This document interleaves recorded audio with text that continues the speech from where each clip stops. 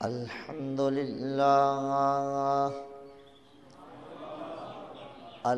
لله نحمده ونستعينه ونستغفره ونؤمن به ونتوكل عليه ونعوذ بالله من شرور أنفسنا ومن سيئات أعمالنا من يهده الله فلا مضل له ومن يضلله فلا هادي له ونشهد أن لا إله إلا الله وحده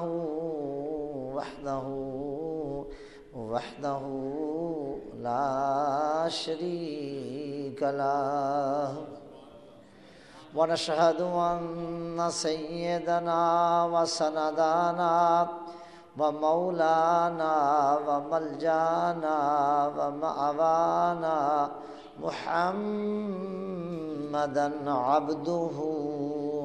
عبده ورسوله صلی اللہ تعالی علیہ وعلی آلہ واصحابہ اجمعین اما بعد فاعوذ باللہ من الشیطان الرجیم بسم اللہ الرحمن الرحیم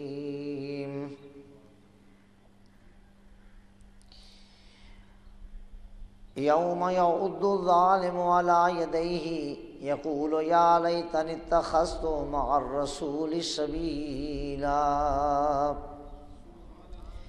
یا ویلتی لیتنی لم اتخذ فلانا خلیلا لقد اضلنی عن الذکر بعد اذ جاءنی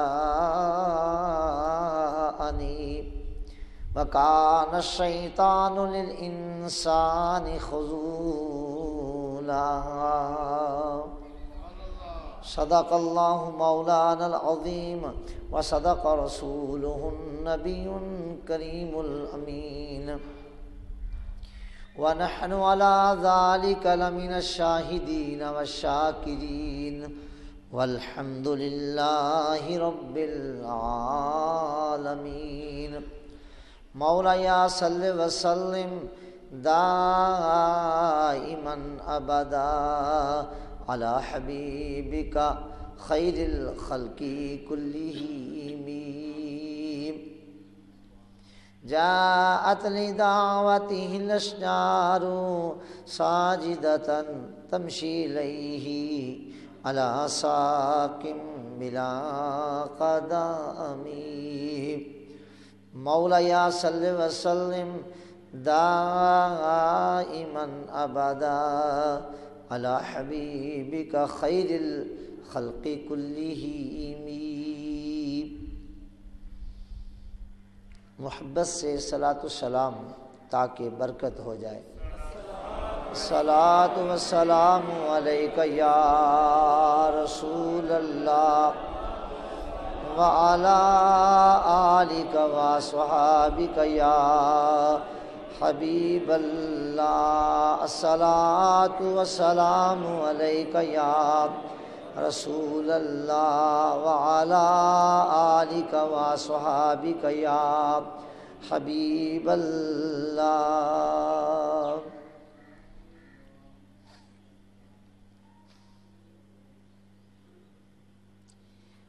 حمد و صلات کے بعد نہایت ہی واجب الاحترام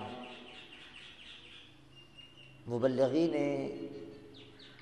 تعلیم و تربیت اسلامی سالکین راہ طریقت اور نہایت ہی واجب الاحترام حاضرین و سامعین کرام، الحمدللہ ہمارا یہ دینی، روحانی، تربیتی اجتماع ہر ماہ رواں کی دوسری اتوار کو ہوتا ہے اور آج بھی حسب معمول ہو رہا ہے۔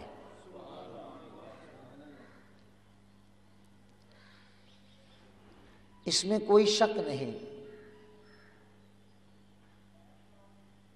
کہ جب سے اس زمین پر حضرت انسان نے قدم رکھا اور اولاد آدم میں اختلاف ہوا، تو پہلا اختلاف جو تھا وہ خواہش نفس کی تکمیل میں ہوا تھا، اور اس وقت دنیا میں ابھی حضرت آدم علیہ السلام کی اپنی اولاد تھی۔ اللہ تعالیٰ نے ہماری اماں جان کو دو دو کر کے بچے عطا کیے، اور احادیث و تفاسیر و کتب تواریخ میں مذکور ہے کہ سیدہ حوا سلام اللہ علیہا 80 سے لے کر 120 مرتبہ تک کل حاملہ ہوئیں۔ اس طرح سیدہ نے ہر بار 2 بچوں کو جنم دیا۔ اگر 80 مرتبہ آپ اس پروسیس سے گزریں تو 160 کل مرد و عورت، یعنی 60 مردوں اور 80 مردوں اور 80 عورتوں کو جنم دیا، اور اگر 120 مرتبہ حاملہ ہوئی تو 120 مردوں کو اور 120 عورتوں کو جنم دیا، تو گویا کل تعداد اولاد آدم کی 240 ہوئی، یعنی 160 سے لے کر 240 تک کل بچے سیدہ حوا سلام اللہ علیہا نے پیدا کیے۔ ان میں ایک بیٹا حابیل ہوا، اور ان کے ساتھ ایک لڑکی پیدا ہوئی، اور ایک بیٹا قابیل پیدا ہوا، اور ان کے ساتھ ایک لڑکی پیدا ہوئی جن کا نام اقلیمہ رکھا گیا۔ قاعدہ یہ تھا کہ جو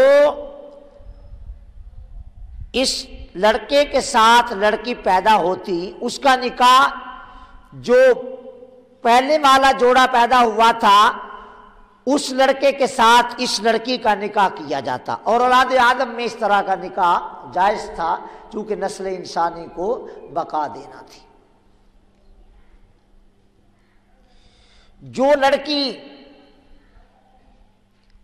قابیل کے ساتھ پیدا ہوئی وہ بہت خوبصورت تھی، اور جو لڑکی جناب حابیل کے ساتھ پیدا ہوئی وہ درمیانی شکل و صورت کی تھی۔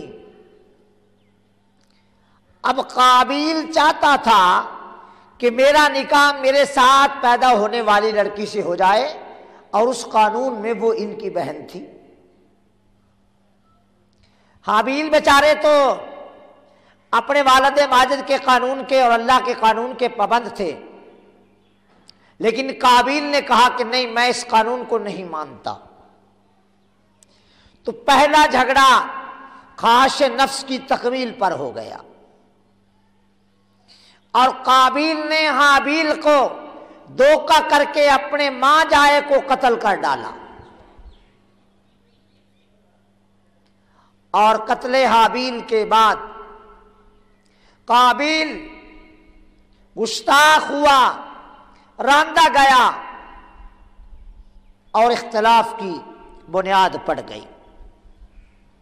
کہنا یہ چاہتا ہوں کہ چونکہ پہلا اختلاف خواہش نفس کی تکمیل پر ہوا.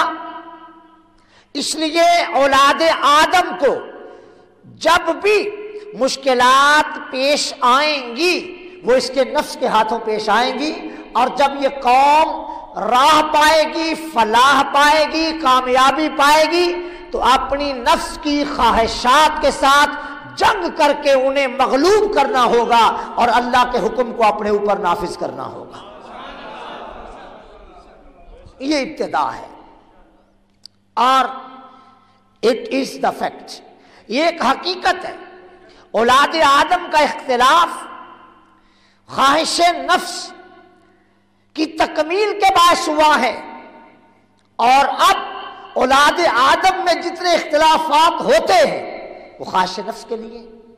میں سب سے دولت مند بن جاؤں، خواہش نفس ہے. میرا مکان تمام لوگوں کے مکانوں سے عالی شان ہو، خواہش نفس ہے. میری اولاد باقی سارے لوگوں کی اولاد سے بڑے عہدوں پر پہنچ جائے، خواہش نفس ہے. میرا بینک بیلنس دنیا کے تمام لوگوں سے زیادہ ہو جائے، میں سب سے امیر آدمی بن جاؤں، خواہش نفس ہے. سارے لوگ میرے ماتحت ہو جائیں، خواہش نفس ہے. ہلکی سی ساؤنڈ کی یہ آواز آ رہی ہے، یہ خواہش نفس ہے. فلاں بندے کے پاس جو یہ نعمت ہے یہ اس سے چھن جائے اور میرے قبضے میں آ جائے، خواہش نفس ہے. میرا حسن باقی تمام مردوں کے مقابلے میں بہت بڑھ جائے، ہر کوئی مجھے دیکھے، خواہش نفس ہے. میں جدھر چلوں میرے لیے راحتیں ہوں، خواہش نفس ہے. میں جہاں جاؤں لوگ میری جے بول لیں، میری بلے بلے کریں، خواہش نفس ہے. میں جس میں چاہوں تنقید کروں، میں جس میں چاہوں کیڑے نکالوں، میں جس میں چاہوں گرد اڑاؤں، میں جس میں چاہوں کیچڑ پھینکوں، لیکن مجھ پر کوئی اف بھی نہ کرے، خواہش نفس ہے. خواہش نفس ہے. اور علاج کیا ہے؟ علاج کیا ہے؟ علاج ہے کہ نفس کو کش کر دیا جائے. نفس کو کش کر دیا جائے. کش اور کش میں فرق ہے. نسل کشی اس کا معنی نسل بڑھانا، اور نسل کشی اس کا معنی نسل کو مٹا دینا، محو کر دینا. اس لیے لفظ ہوتا ہے خود کشی کرنا، نہ کہ خود کشی. خود کشی کا معنی ہے اپنے آپ کو پالنا، موٹا تازہ کرنا، صحت مند بنانا، خود کشی. اور خود کشی کا معنی ہے اپنے آپ کو مار ڈالنا، قتل کر دینا، موت کے منہ میں چلے جانا، خود کشی. علاج کیا ہے؟ نفس کشی. اب نفس کشی کیسے ہوگی؟ بنا ہوا گوشت کھا کر، آئس کریم کھا کر، سٹیم روسٹ کھا کر، حلوہ کھا کر، کھیر کھا کر، سیر سپٹا کر کے نہیں. نفس کشی ہوگی اللہ کی کسی بندے کی مجلس میں جا کر. وہاں نفس کشی ہوگی جہاں نفس کش بیٹھے ہو. جہاں نفس کش نہیں ہوگا وہاں نفس کشی نہیں ہوگی، اور جب تک نفس کشی نہیں ہوتی انقلاب نہیں آ سکتا.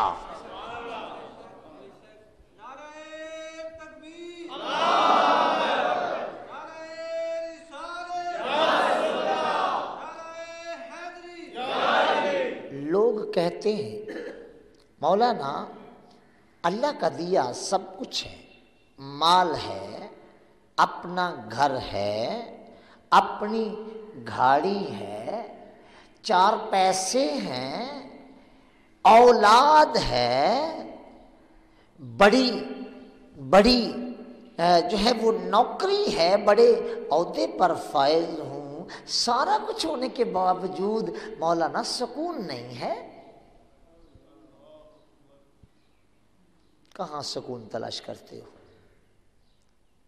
آپ نے یہ سمجھ لیا تھا کہ مکان بن گیا تو سکون ہو جائے گا، اولاد ہو گئی تو سکون ہو جائے گا، پیسے آ گئے تو سکون ہو جائے گا، بڑا عہدہ مل گیا تو سکون ہو جائے گا، سواری آ گئی تو سکون ہو جائے گا۔ It is totally wrong, I don't accept it, this concept is not acceptable, ھذا لیس بالصحیح۔ یہ چیزیں تمہارے سامنے، اب آپ تگودو کر رہے ہیں، پر بڑی کوٹھی بن جائے، بینک بیلنس بن جائے، گاڑی آ جائے، لڑکے بڑے ہو جائیں بیٹے، سکون مل جائے گا، مل جائے گا سکون آپ کو، آپ فکر نہ کریں، نہیں ملے گا ان سے سکون۔ اللہ کا قرآن کہتا ہے، فرماتا ہے اللہ، المال والبنون زینت الحیات الدنیا والباقیات الصالحات، مال اور بیٹے یہ دنیا کی زندگی کی زینت ہیں، باقی رہا ہمیشہ رہنے کی چیز نہ بیٹے ہیں، نہ مال ہے، نہ اقتدار ہے، نہ حکومت ہے، نہ حسن ہے، نہ جمال ہے، نہ شباب ہے، باقی رہنے والی تو نیکیاں ہیں۔ والباقیات الصالحات قرآن ہے اور ہمارے خالق کا کلام ہے۔ کس کا؟ خالق کا کلام ہے۔ دیکھو کیسے دل تک رسائی کرتا ہے۔ باقی لوگوں کی کیا کہتے ہیں؟ لوگ تو جس کی نہیں ماننا ہوتی قرآن سن کر بھی کہہ دیں گے بس کوئی بات ٹھکانے کی نہیں، کہہ دیں گے۔ آپ نے لوگوں کو راضی کرنا ہے، ہم نے کس کو راضی کرنا ہے؟ کہو کس کو راضی کرنا ہے؟ اللہ کو اور اللہ کے پیارے محبوب کو، جل وعلا و صلی اللہ تعالی علیہ وآلہ وسلم۔ اور وہ فرماتا ہے، آپ نے نیکی کی دعوت دی، لوگوں نے سن کے بعد میں اعتراضات کر دی، وہ تو ایسے کہہ گیا، بس قصہ سنا گیا، کہہ دیا، تو آپ گھبرا گئے؟ نہیں، آئیے میں آپ کو آپ کے خالق کی بات سناؤں کہ وہ کیا کہتا ہے۔ وہ کہتا ہے وَمَنْ أَحْسَنُ قَوْلًا مِّمَّنْ دَعَا إِلَى اللَّهِ وَعَمِلَ صَالِحًا وَقَالَ إِنَّنِي مِنَ الْمُسْلِمِينَ۔ اس سے بہتر بات کس کی ہے جو تمہیں اللہ کی طرف بلائے اور نیک عمل کر کے دکھائے، پھر کہے کہ میں مسلمان ہوں۔ جب آپ نے قول احسن سے لوگوں کو دین کی جانب بلا دیا اور اپنا فرض ادا کر دیا، نیک عمل کر کے دکھا دیا، نمازی ہو گئے، داڑھی سجا لی، سر پر عمامہ پہن لیا اور راہ حق میں دعوت کے لیے کھڑے ہو گئے، اب لوگوں سے ہمیں داد کی ضرورت نہیں ہے، ہمیں اب ہمارا خالق داد دے رہا ہے۔ اور سن لیں، وہ لوگ ریکارڈ ہو رہا ہے، جہاں تک سی ڈی جائے، میں دست بستہ حضور ہاتھ باندھ کر عرض کرتا ہوں، آپ سے داد کی ضرورت نہیں ہے، no need، I'm not needy، ہمیں اس سے کوئی ضرورت نہیں کہ تم ہمیں داد دو، ہمارے خالق نے ہمیں داد دے کے ہمیں مطمئن کر دیا۔ وَمَنْ أَحْسَنُ قَوْلًا مِّمَّنْ دَعَا إِلَى اللَّهِ وَعَمِلَ صَالِحًا وَقَالَ إِنَّنِي مِنَ الْمُسْلِمِينَ۔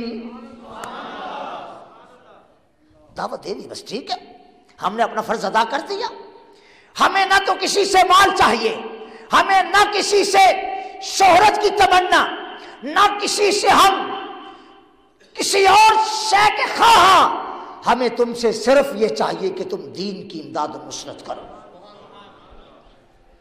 آج اگر میری بات کان کے پردے تک بھی رہ رہی ہوگی تو کوئی بات نہیں، میں اپنا خاصا کام تو کر رہا ہوں نا، اگر کان کے پردے تک بھی رہ جائے تو میرا قصور، اور میں نے بارہا مرتبہ اعلان کیا ہے، اگر کوئی کام ہو گیا، جو اچھا کام ہو جائے، وہ سب میرے رب کا فضل، میرے پیارے آقا کی نظر رحمت جل والا و صلی اللہ تعالی علیہ وآلہ وسلم، اور جہاں خرابی ہو جائے وہ میرا قصور، ہر خرابی کو میرے کھاتے میں ڈال دو، میں نے اپنے سینے کو قبرستان بنا لیا ہے، جو کہنا ہے کہو میں برداشت کروں گا، ہر قصور میرے کھاتے میں ڈال دو، میں اقبال جرم کرنے کو حاضر، مگر ایک بات یاد رکھو، سب کچھ قبول کر لوں گا اگر مجھ کو کہو، گالیاں بھی دو گے تو شاید برداشت کر لوں، لیکن اگر میرے غوث اعظم پر کوئی اعتراض کرو گے، اگر میرے محبوب کے صحابہ پر اعتراض کرو گے، اگر میرے محبوب کی اہل بیت پر اعتراض کرو گے، اگر انبیاء کی عصمت پر اعتراض کرو گے، میرے آقا کی جانب اگر انگلی اٹھاؤ گے، میں چیتھڑے اڑا کے رکھ دوں گا۔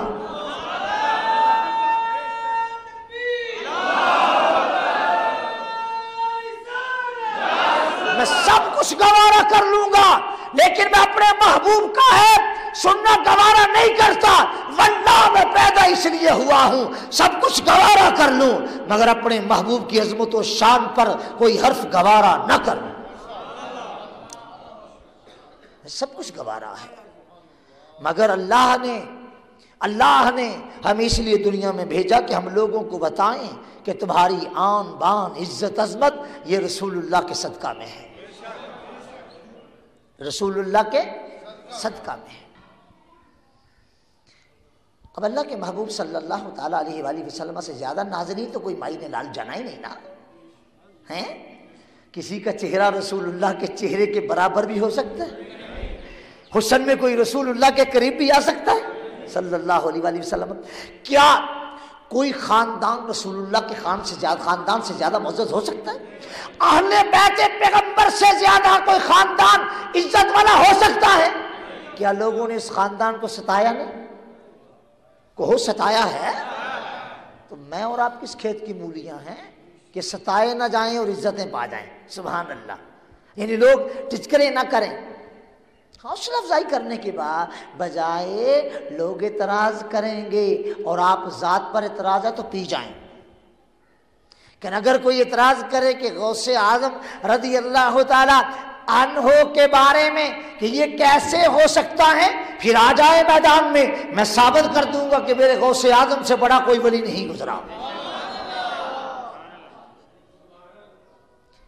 تو میں نے آج قرآن کریم فرقان مجید کی جن آیات کو اپنی تقریر کی اساس کے طور پر تلاوت کیا ہے وہ سورہ فرقان کی آیت نمبر 27، 28 اور 29 ہیں، 3 آیتیں ہیں سورہ فرقان کی۔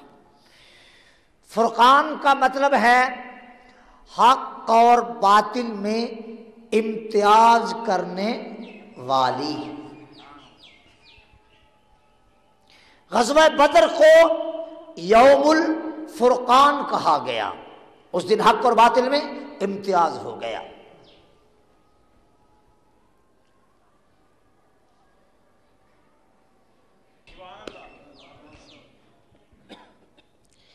اذان پڑھنا سنت ہے اور سننا جی، تو میں یہ عرض کر رہا تھا کہ سورہ فرقان کی آیت نمبر 27، 28 اور 29 تلاوت کی۔ قرآن مجید کا یہ 25ویں نمبر کا سورہ ہے اور ترتیب نزول میں یہ 42 نمبر پہ آیا ہے۔ 41 صورتیں اس سے پہلے نازل ہو گئی تھیں اور 42ویں نمبر پہ یہ نازل ہوا، اور یہ مکی سورہ ہے۔ اس کی پہلی آیت ہے، اللہ تعالیٰ فرماتا ہے تبارک الذی نزل الفرقان علی عبدہ لیکون للعالمین نذیرا۔ پاک ہے وہ ذات، سبحان اللہ، تبارک الذی، پاک ہے وہ ذات نزل علی عبدہ، جس نے اس قرآن کو نازل کیا اپنے خاص بندے پر۔ کیوں نازل کیا؟ للعالمین نذیرا، اس قرآن سے تمام جہان والوں کو ڈرائے کہ اگر مرنے کے بعد سکون چاہتے ہو، دنیا میں سکون چاہتے ہو تو قرآن کی تعلیمات پہ عمل کرو۔ قرآن کو اللہ نے ذکر کہا ہے نا، اور یہاں بھی 29 نمبر آیت میں ذکر آ رہا ہے، اور آج مجھے اس لفظ ذکر پر بات کرنی ہے۔ ہاں، قرآن کی آیت میں اللہ تعالیٰ نے فرمایا انا نحن نزلنا الذکر و انا لہ لحافظون، ہم نے اس ذکر یعنی قرآن کو نازل کیا اور ہم اس کے نگہبان و محافظ بھی ہیں۔ اس سورہ کی 77 آیتیں ہیں، 77، اور 6 عدد اس سورت کے رکوع ہیں۔ آیات کا ترجمہ کرتا ہوں، آئیے اس کا شان نزول سنیے۔ میرے آقا علیہ السلام نے جب دعوت و تبلیغ کے کام کا آغاز کیا تو ابتدا میں غریب لوگ، میرے جیسے غریب لوگ، آپ جیسے لوگ، اللہ ہمیں غریبوں میں زندہ رکھے، غریبوں میں موت دے اور غریبوں میں ہمارا حشر کرے، یہ حدیث پاک ہے۔ غریب لوگ کلمہ پڑھنے لگے، حضرت صہیب نے کلمہ پڑھ لیا، حضرت بلال نے کلمہ پڑھ لیا، حضرت عمار یاسر نے کلمہ پڑھ لیا، اور صحابہ اکرام جو غریب تھے انہوں نے کلمہ پڑھ لیا۔ جو بڑے سردار تھے نا، بدماش، وہ ان کا مذاق اڑاتے تھے، یہ دیکھو محمد خود تو صلی اللہ علیہ وسلم بڑے خاندان کا آدمی ہے، مانتے تھے، لیکن دیکھو محمد کی عزت تو صلی اللہ علیہ وسلم تب تھی نا کہ ہم ساتھ بیٹھتے۔ عتبہ نے کہا اگر میں ساتھ بیٹھتا تو عزت تھی، شیبہ نے کہا اگر میں ساتھ بیٹھتا تو عزت تھی، ولید بن مغیرہ کہنے لگا اگر میں ساتھ بیٹھتا تو پھر مقام بنتا تھا، ابو سفیان نے کہا اگر میں ساتھ بیٹھتا تو عزت تھی، ابو جہل کہنے لگا اگر میں ساتھ بیٹھتا تو عزت تھی، ابو لہب کہنے لگا اگر میں ساتھ بیٹھتا تو عزت تھی، ابی بن خلف کہتا ہے اگر میں ساتھ بیٹھتا تو عزت تھی، امیہ بن خلف کہتا ہے اگر میں ساتھ بیٹھتا تو عزت تھی، اور عقبہ بن ابی معیط کہتا ہے اگر میں ساتھ بیٹھتا تو عزت تھی۔ رسول اللہ نے فرمایا صلی اللہ علیہ وآلہ وسلم مجھے تمہاری ضرورت نہیں ہے، یہ غریب مجھے کافی ہے۔ ہائے ہائے ہائے، کیا کہنا۔ اے سننے والے اور اے سی ڈی دیکھنے والے، ذرا غور کر، اللہ کے نبی کے دامن سے صلی اللہ علیہ وآلہ وسلم پہل کون لوگ وابستہ ہوئے؟ اونچی بولو، غریب لوگ۔ میرے آقا علیہ الصلوۃ والسلام نے دعوت دی سرداروں کو، بات نہیں مانے۔ عقبہ بن ابی معیط جب سفر تجارت پر جاتا تھا تو واپس آ کر دعوت عام کرتا تھا، لوگ اس کے یہاں کھانا کھانے جاتے تھے۔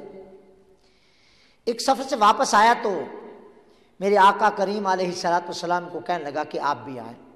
آپ نے فرمایا میں بھی آ جاتا ہوں لیکن میری ایک شرط ہے، تو پہلے مسلمان ہو، کلمہ شہادت پڑھ، پھر میں آؤں گا۔ عقبہ بن ابی معیط نے کلمہ پڑھ لیا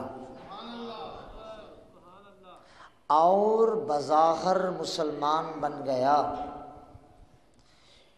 شہادت دے دی ایمان و اسلام کے حق ہونے کی۔ اس کا ذکر اس نے جا کے اپنے دوست ابی بن خلف کے ساتھ کیا۔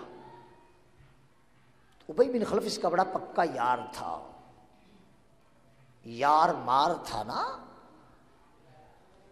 بڑا پکا یار تھا ابی بن خلف۔ کہنے لگا یار تو نے مجھے پوچھے بغیر کلمہ پڑھ لیا، یہ کیا تو نے کیا؟ اتنا اس کو بہکایا، پھسلایا، اتنا اس پر زور ڈالا کہ وہ خبیث ارتداد کی جانب چلا گیا، یہاں تک کہ وہ مرتد ہو گیا۔ دعوت کس کی تھی؟ اللہ کے نبی کی، اللہ کے رسول کی، اور عقبہ بن ابی معیط مسلمان ہو گیا تھا، لیکن اپنے یار کی وجہ سے مرتد ہو گیا۔ بیٹھیے آپ بھی ان لوگوں کے ساتھ جا کے جو کمپیوٹر کے بڑے ماہر ہیں، جو بڑی جدید معلومات رکھتے ہیں، ان کے پاس وقت بڑی جو ہے وہ نشاط سے گزرتا ہے۔ آپ بھی بے شک بیٹھے، جا کر بیٹھنا چاہیے، بولو۔ یہاں آنے کے لیے تو وقت نہیں نکلتا نا، اس لیے کہ یہ بیچاری سادہ سی مسجد ہے، سادہ سا مدرسہ ہے، یہاں بیٹھنے والا بھی کوئی ایسا اٹریکٹیو آدمی نہیں ہے۔ تو وقت نہیں نکلتا نا، جی نہیں چاہتا، کوئی بات نہیں، میں اپنا کام کرتا رہوں گا انشاءاللہ۔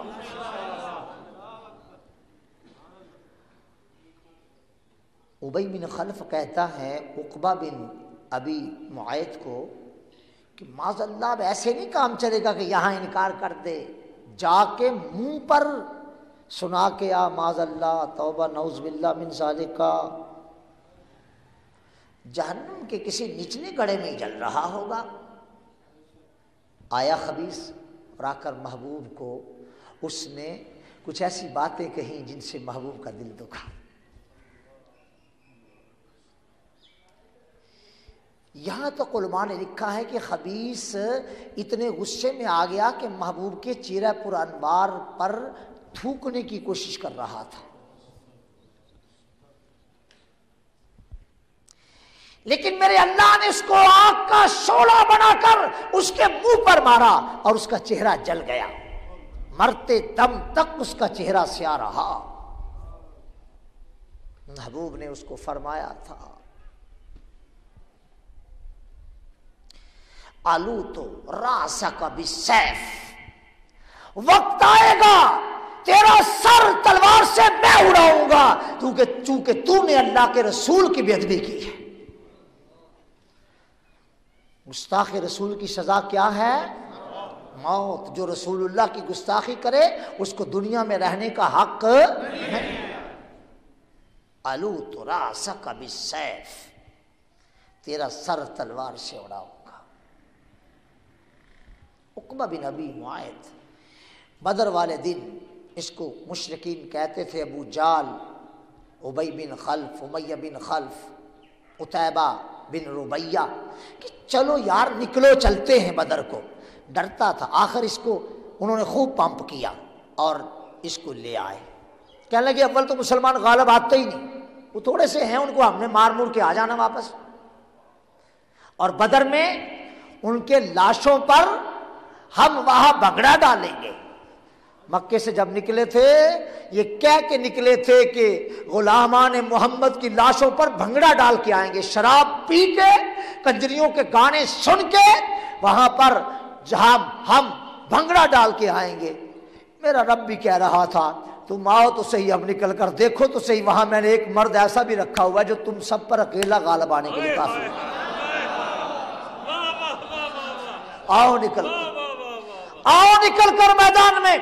عقبہ بن ابی معیط بھی آیا، ابو جہل بھی آیا، شیبہ بھی آیا، ولید بھی آیا، ابی بن خلف بھی آیا، امیہ بن خلف بھی آیا۔ جب مشرکین بڑے بڑے مارے گئے، جن کی تفصیلات میں نے غزوہ بدر کے موقع پر رمضان شریف میں بیان کر دی ہوئی ہیں، اسے مشرکوں نے کہا کہ اگر بھگدڑ مچ گئی، بھاگ دوڑ ہو گئی تو تم اپنے سرخ اونٹ پر بیٹھ کر بھاگ جانا۔ چنانچہ عقبہ بن ابی معیط اپنے سرخ اونٹ پر بیٹھ کر بھاگا تو اس کا اونٹ پہاڑوں کی پیچ و خم کے اندر الجھ گیا۔ صحابہ نے تعاقب کیا اور اسے گرفتار کر کے لائے۔ جب بارگاہ مصطفیٰ صلی اللہ علیہ وآلہ وسلم میں پیش کیا گیا تو میرے بابو نے فرمایا میرا علی کدھر ہے؟ بلاؤ میرے علی کو۔ اسے کہا تھا علو تو راسک بالسیف، تیرا سر میں اڑاؤں گا۔ فرمایا علی تیرے آقا کا گستاخ موجود ہے، جو کرنا کر لے۔ علو تو راسک بالسیف، مولا کائنات نے تلوار نکال کر گھمائی، فرمایا او خبیث تو نے میرے نبی کی گستاخی کی تھی، علی کا فیصلہ یہ ہے تو اب دنیا میں باقی نہ رہے۔ تلوار مار کے عقبہ بن ابی معیط کا سر کاٹ کے پھینک دیا۔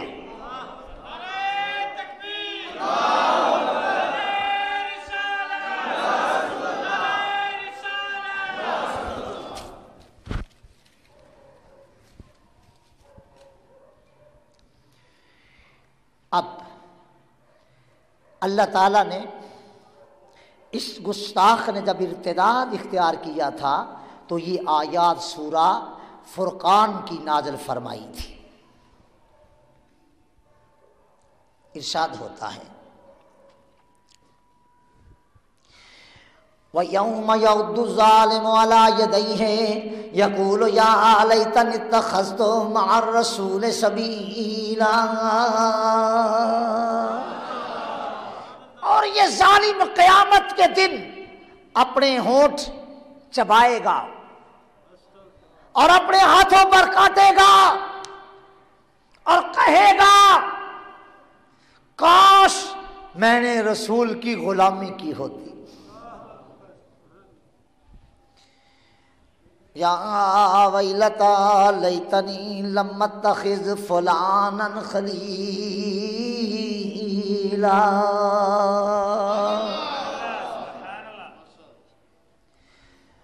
ہائے میری خرابی، ہائے میری بربادی، ہائے میری ہلاکت، کاش میں نے فلاں کو اپنا دوست نہ بنایا ہوتا۔ تباہ کاریاں ہیں دوستوں کی، تباہ کاریاں ہیں دوستوں کی۔ یوم یعض الظالم علی یدیہ یقول یا لیتنی اتخذت مع الرسول سبیلا۔ یا ویلتا لیتنی لم اتخذ فلانا خلیلا۔ لقد اضلنی عن الذکر بعد اذ جاءنی وکان الانسان للانسان خذولا۔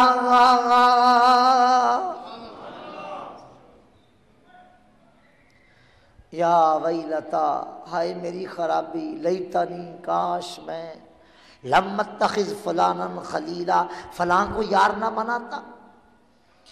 میں اگر ابی بن خلف کو یار نہ بناتا تو یہ مجھے برباد نہ کرتا۔ عقبہ بن ابی معیط کو مسلمان ہونے کے بعد یار نے جہنم میں پہنچا دیا۔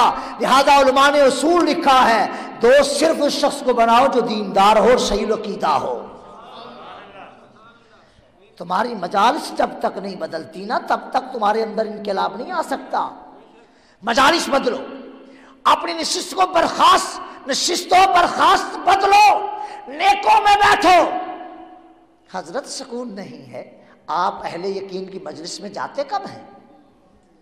اہل یقین کی مجلس میں بیٹھ کے یقین آتا ہے اور یقین پکا ہوتا ہے اور یقین بڑھتا ہے۔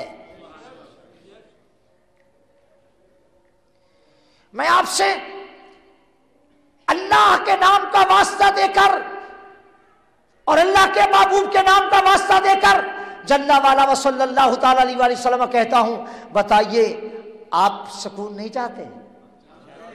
چاہتے ہیں تو پھر بد لوگوں کی یاری چھوڑو، بد کرداروں کی بھی اور بد عقیدوں کی بھی، اور صحیح عقیدہ لوگوں کی مجالس میں بیٹھو تاکہ یقین پختہ ہو اور تم نازا ہو جاؤ کہ تمہیں رب نے چن لیا، اپنے محبوب کی سنت پر عمل کرنے کے لیے پسند کر لیا، جس کے سر پر امامہ سج گیا، داڑھی سجا لی۔ اب لوگ کچھ بھی کہتے رہیں، تمہاری بلا سے تمہیں لوگ داد نہ بھی دے تو کہہ دیا کرو ہمیں ہمارا رب داد دے رہا ہے۔ ومن احسن قولا ممن دعا الی اللہ وعمل صالحا وقال اننی من المسلمین۔ یقین کی وادی میں آؤ، حق کو قبول کرو اور حق کو آگے پہنچاؤ۔ تھوڑے بندے ہوں لیکن منظم ہو جائیں۔ اور آپ یہ بتائیے جو یہاں سے نشر ہو رہا ہے وہ آپ کو حق لگتا ہے کہ نہیں؟ اگر حق لگتا ہے آپ یہ بتائیے کہ آپ اس حق کو لوگوں تک پہنچانے میں کیوں سعی نہیں ہوتے، یعنی کوشش کیوں نہیں کرتے؟ جب آپ کو کہا جاتا ہے کہ آپ آئندہ تشریف لائیے گا تو میں آپ کو انگلیوں پر بتا سکتا ہوں کہ میں نے پچھلے اجتماع میں کہا کہ آپ آئیے گا، سب نے کہا آئیں گے، بجائے اس کے کہ وہ لوگوں کو ساتھ لے کے آتے خود ہی نہیں آئے۔ اب کیا کیا جائے کہ اگر میں آپ حضرات کے اس رویے کو دیکھوں تو یہ سلسلہ موقوف کر دوں؟ کیا آپ میں کام کرنے کی ہمت پیدا نہیں ہوتی؟ میں نے کہا تھا کہ اگر کوئی تمہارے خلاف کچھ کہتا ہے تو اس کو کچھ نہ کہو، میرے ذمہ چھوڑ دو، میں موجود ہوں انشاءاللہ تعالی، میں تمہاری پشت پناہی کروں گا۔ ہم قرآن اور حدیث سے اللہ کے بندوں تک پیغام پہنچائیں گے، یقین کریں یہ دنیا کل ختم ہو جانی ہے، مر جانا ہے اور قبر میں پڑے رہنا ہے۔ رہی اولاد، پتہ نہیں قبر پر بھی کبھی آتے ہیں کہ نہیں آتے، لیکن جس کے ساتھ رشتہ عقیدت ہوگا وہ تو آئے گا نا۔ بزرگوں نے لکھا ہے کہ ایک باپ قبر میں دفن تھا، اس کا بیٹا کہیں قبرستان کے قریب سے گزرا اور چلا گیا، تو رات کو باپ خواب میں آیا، کہنے لگا بیٹا تو بیٹا تھا نا، تو میری قبر کے قریب سے گزر گیا، اگر میری جگہ تو دفن ہوتا اور مجھے لمبا چکر کاٹ کے آنا پڑتا تو میں گزر کر نہ جاتا، تیری قبر پر ضرور حاضر ہو کے جاتا۔ اب میں دفن ہوں نا، تو میں باپ ہوں، تو گزر گیا، تجھے وقت نہ ملا، اگر تو دفن ہوتا تو میں چکر کاٹ کے بھی تیری قبر پر آتا۔ لہذا میں آج آپ سے دست بستہ گزارش کرتا ہوں، حضور آپ اب اپنے آپ کو منظم کیجئے، نیکی کی دعوت دینے کے لیے مستعد ہو جائیے، پوری دنیا تمہیں تباہ کرنے کے چکروں میں ہے، اور انشاءاللہ اللہ اور اللہ کے رسول کا دین ہمیشہ غالب رہے گا۔ اگر آپ یا کوئی اور یہ سمجھتا ہے کہ دین اس کی وجہ سے باقی ہے تو یہ بات غلط ہے۔ دین ہمارا محافظ ہے، ہم دین کے کوئی محافظ نہیں ہیں۔ اگر کوئی مولوی صاحب یا کوئی پیر صاحب یہ سمجھتے ہیں کہ دین کا میں محافظ ہوں تو اٹ از ٹوٹلی رانگ، صحیح نہیں ہے۔ دین ہمارا محافظ ہے، دین ہمیں عزتیں عطا کرتا ہے۔ آپ اس کی دعوت لے کے کھڑے ہو جائیں، قرآن و حدیث کی دعوت کو لو اور پوری دنیا پر چھا جاؤ۔ خدا کی قسم دنیا میں کوئی مذہب اس وقت ایسا نہیں جو انسانیت کا بھلا چاہتا ہو اسلام سے بڑھ کر۔ انسانیت کا سب سے بڑا خیر خواہ کون ہے؟ بولو۔ اور انسانوں میں اس بندے کا نام کیا ہے جو انسانیت کا سب سے زیادہ خیر خواہ ہے؟ اوہو، محمد مصطفیٰ صلی اللہ علیہ وآلہ وسلم۔ مسلمان بنیے اور اپنے اندر جذبہ پیدا کیجیے۔ دیکھیے، ہم اس طریقہ کار کو جس میں کلاشنکوف پکڑا دی جائے اور اسلحہ چلایا جائے، ہم اس سے انقلاب لانے کے حق میں نہیں ہیں۔ جسم پر قبضہ کرنا کیا ہوا؟ آپ دل پہ قبضہ کریں، اور میں نے کہا تھا کہ انشاءاللہ ہم لوگوں پر قبضہ کر لیں گے۔ کہاں قبضہ کریں گے؟ لوگوں کے دلوں پہ قبضہ کریں گے۔ کوئی بندہ کہیں بیٹھا ہے، وہ پولیس میں ہے، وہ فوج میں ہے، وہ گورنمنٹ کے کسی محکمے میں ہے، آخر تو مسلمان ہے نا۔ اسے کبھی تو یاد آتا ہوگا نا اپنا اللہ، کبھی تو اپنا پیارا رسول یاد آتا ہوگا، کبھی تو اس کو اہل بیت نبی یاد آتی ہوگی، کبھی تو اس کو صحابہ یاد آتے ہوں گے، کبھی تو اس کو غوث اعظم یاد آتے ہوں گے نا۔ تو جب یاد آتے ہوں گے تو اگر عین اس وقت تمہارا پیغام اس کے کانوں تک پہنچا تو کیا خیال ہے کہ وہ بھی اپنے آپ کو اس سانچے میں ڈالنے کی کوشش نہ کرے گا جو حق کا سانچا ہے؟ یہ سانچا حق کا سانچا ہے۔ مصطفیٰ کریم نے جو روپ اپنایا اس سے اوپر روپ ہو سکتا ہے؟ اگر کسی کو شک ہے تو بے شک بات کر لے، ابھی حاضر ہوں۔ جو حلیہ محمد عربی صلی اللہ تعالی علیہ وآلہ وسلم کا ہے، وہ ساری دنیا کے مردوں میں اولین و آخرین میں سب سے بہترین حلیہ ہے۔ بتائیے حق ہے؟ جس کو حق لگتا ہے ہاتھ اٹھائے۔ جب حق ہے تو یہ بتائیے، اگر کسی کو اعتراض ہے تو سی ڈی ریکارڈ ہو رہی ہے، چیلنج ہے، پوری دنیا کا کوئی مرد اولین و آخرین میں دکھا دے مصطفیٰ کریم کے برابر تو ہونا درکنار، بڑھنا تو درکنار، مصطفیٰ کریم کی ایڑی کے برابر بھی آ جائے۔ حضور کی جو ایڑی کا حسن ہے نا، پاؤں کی ایڑی کا، اس کے برابر بھی لے آؤ کسی کو۔ محبوب کے چہرے کے حسن کا عالم پتہ نہیں کیا تھا؟ صحابہ فرماتے ہیں اس قدر چمکدار گورا گلابی رنگ تھا، جب ہم غور سے دیکھتے تو رسول اللہ کے رخسار میں ہمیں اپنی پوری تصویر نظر آتی تھی۔ کوئی گورا چٹا لے آؤ بڑا خوبصورت، جس کا حسن بے نظیر ہو، میرے آقا کریم کے حسن میں ایڑی کے برابر بھی نہیں ہوگا، چہرہ مصطفیٰ کے حسن کا تو کہنا ہی کیا ہے۔ اللہ اکبر۔ صحابہ فرماتے ہیں رسول اللہ اندھیرے میں بھی ایسے ہی دیکھ لیتے تھے جس طرح ہم روشنی میں دیکھتے ہیں۔ کیا خیال ہے، ان کی محبتوں کا ذکر ہونا چاہیے کہ نہیں؟ اور آپ اپنی مجالس کو ان کے اذکار سے کیوں نہیں سجاتے؟ آپ کیوں ڈراموں کی سٹوریاں سناتے ہیں؟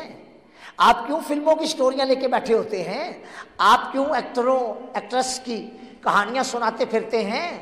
آپ کو کیا ہو گیا؟ کیوں گویوں کی بات کرتے ہیں؟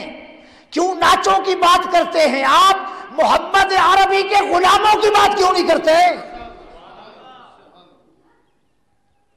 کیوں نہیں اپنی روٹین لائف بدلتے؟ اب بتائیے، ہم کئی سالوں سے اس اتنی اجتماع کے دائرے میں گھوم رہے ہیں، نہیں بڑھتا، مانا میرا قصور ہے، میری بات کان سے آگے نہیں جاتی، میں کوئی کمال نہیں رکھتا، نہ عالم ہوں نہ فقیہ۔ ایک بات بتائیے کہ آپ جتنے آتے ہو، آپ اپنے دل پہ ہاتھ رکھ کے اپنے دل سے پوچھو، کیا تمہارے دل کے اندر تمہارے نبی کی محبت ہے کہ نہیں؟ رکھو ہاتھ دل پہ، پوچھو دل سے، ہے؟ کیا آپ نے اس محبت کا تقاضا پورا کیا؟ آپ یہ سمجھتے ہیں کہ چلے گئے تو ٹھیک ہے، نہیں گئے تو کوئی بات نہیں۔ جب تک آپ یہاں جنہوں نے بیعت کی، بیعت کا مطلب یہ ہے کہ ٹھیک ہے دعا کرو یا سب اللہ بیٹا عطا کر دے، اللہ جاؤ تمہیں بیٹا عطا کر دے، میں تو کہہ دوں گا۔ دکان چل جائے، کہہ دوں گا یا اللہ چلا دے دکان۔ اگر بیعت کا مطلب یہ ہے نا، پھر آپ کو بھی میں سلام کہتا ہوں۔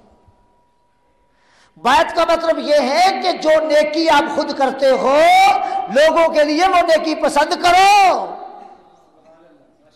اگر دوستوں میں بیٹھے ہو، تم نماز کے لیے جا رہے ہو، تو اپنے دوستوں کو کہو بھائی آؤ نماز پڑھ لو۔ ایک دو بار آپ کے ساتھ الجھیں گے، آپ کا مذاق اڑائیں گے، یار کیا ہو گیا تجھے؟ ملا بن گیا ہے، مولوی بن گیا ہے، مسیتڑ بن گیا ہے، حلوہ کھانے والوں میں تو بھی شامل ہو گیا ہے۔ تو آپ اسے آنکھوں سے دکھائیں کہ یار تو بٹا مار لے تو میں بٹا بھی کھا لوں گا، پھر کام ہوگا۔ اگر آپ ایک مرتبہ آئے، اگلی مرتبہ ٹھیک ہے، مطلب کہ آپ کے چلے جانا چاہیے چلے جانا چاہیے، اب دل چاہ نہیں جانا تو نہیں جانا۔ اس طرح نہیں کام ہوگا۔ کام ہوگا جب آپ عزم مصمم کریں گے، عزم مصمم کریں گے، ورنہ کل قیامت کو کیا ہوگا؟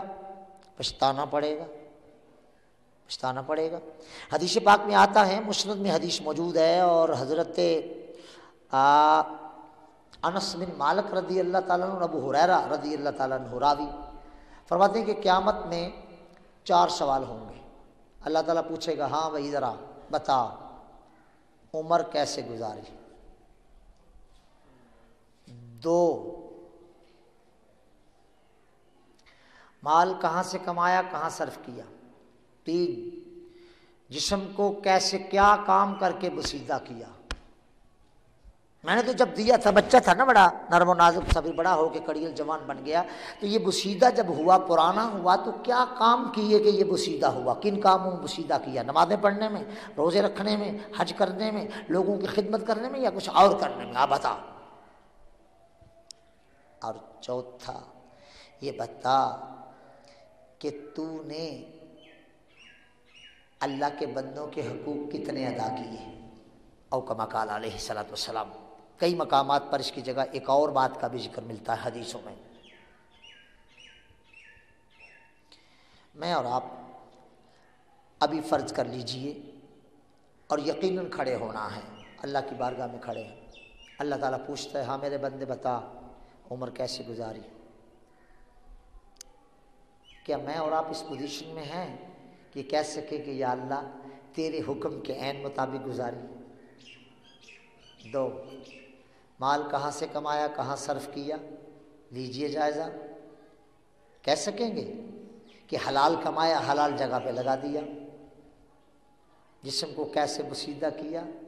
آپ اپنے ماضی کا مراقبہ کیجئے، جائزہ لیجئے، ہمارے ہاں کی دعوت یہ ہے کہ کل قیامت کو جب اللہ کے ہاں کھڑے ہوں، اللہ کے محبوب کے تصدق سے وہاں جواب دے کے سرخرو ہو جائیں۔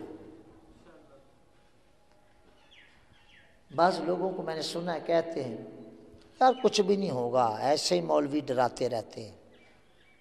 چلیں ہم آپ کی بات قضیہ فرضیہ کے طور پر مانتے ہیں، آپ کی ساری بات مان لیتے ہیں، قضیہ فرضیہ کے طور پر منطق میں محال کو فرض کیا جا سکتا ہے، قضیہ فرضیہ کے طور پہ مان لیا، ٹھیک ہے۔ ایک بات اور بھی کہہ دو کہ یار موت کوئی نہیں ہوتی، مولوی فراڈ کرتے ہیں، سیدھی سی بات۔ تم جو کہتے ہو کہ یہ سارا کچھ مولویوں کا بنایا ہوا ہے، کچھ نہیں ہوتا، ایک بات اور کہہ دو کہ یار موت کوئی نہیں ہوتی، ہم نے مرنا نہیں ہے، مولوی فراڈ کرتے ہیں۔